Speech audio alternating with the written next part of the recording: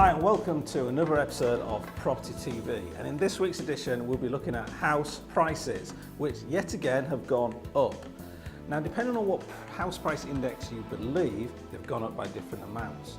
So let's take a poll. Which one do you like the sound of best? 1.1%, 1.3%, 2% or 4%? Because these are all the different amounts that have come out from the indexes so far, and we're still waiting on one more to come through.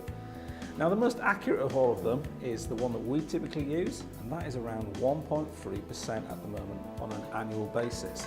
However, on a month-on-month basis, house prices have actually gone down. They're starting to drop off a little bit by 0.1%, and particularly in the London markets.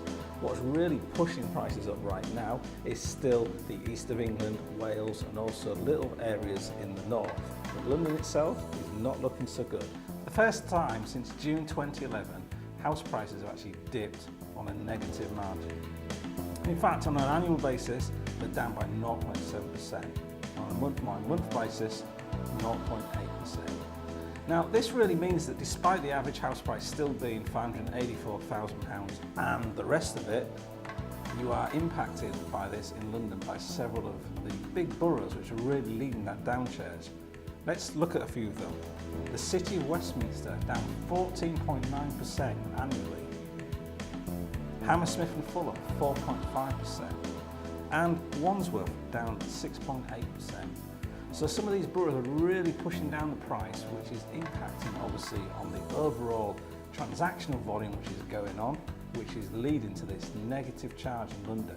Now, some of this could be Brexit, and most naysayers will probably say, yes, it's all down to Brexit, but it isn't all down to Brexit. If we looked at, say, the City of London, that's actually up 13.5%.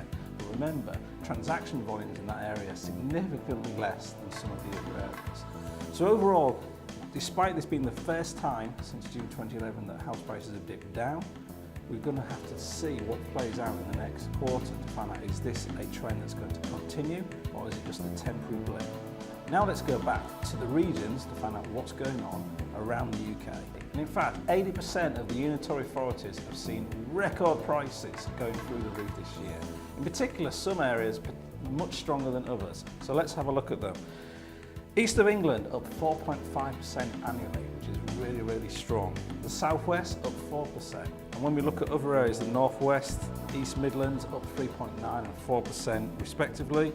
And the other regions, Wales, the West Midlands and Yorkshire, all seeing healthy signs of growth.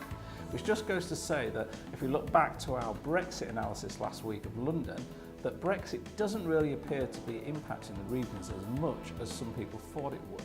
In fact, house prices are still going up, and overall that's a great thing. So the average house price right now, £297,287, which on an index basis, as I said, it's dipped slightly, 0.1% down month on month, and overall annually up 1.3%.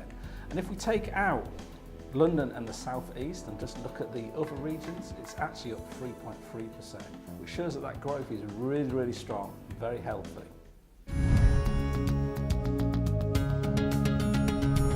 So let's finish looking at the Help to Buy scheme, which at the recent Conservative Party conference, another 10 billion was allocated to this fund.